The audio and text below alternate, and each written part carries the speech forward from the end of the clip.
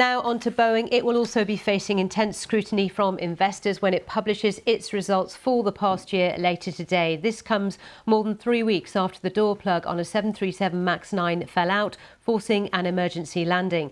Now Boeing and its boss David Calhoun face deep questions about the future. Here's Michelle Fleury.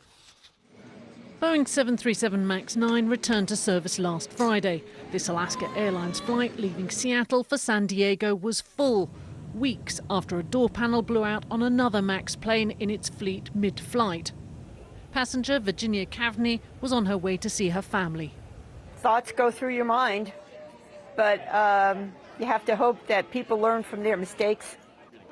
Boeing's boss, David Calhoun, acknowledged the company's shortcomings, a message he took to Capitol Hill last week when he met with senators.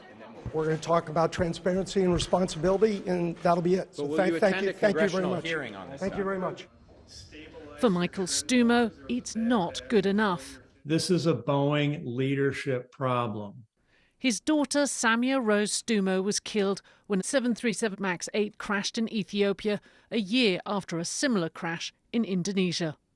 We sent a letter with 1,100 signatures from crash family victims and friends of victims' families and friends of families to the Senate, asking them to investigate Boeing leadership, to reveal how bad they are or not, but investigate the leadership and their ability to drive quality through the organization. As Boeing prepares to face investors, it's still under pressure from regulators and customers. The FAA is limiting how many 737 MAX planes it can make, and one of its biggest customers, United, is rethinking its options. The American carrier is rumoured to be in talks with Boeing rival Airbus.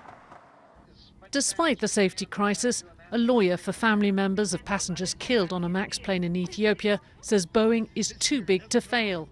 Take a look at Boeing and its importance to the American defense infrastructure. It's a very big deal. And so we for a lot of reasons, we want Boeing to succeed. But at the moment, they're failing us all miserably. Boeing and its best-selling plane may not be in danger of going bust. But with the investigation ongoing, it won't be business as usual. Michelle Fleury, BBC News, New York.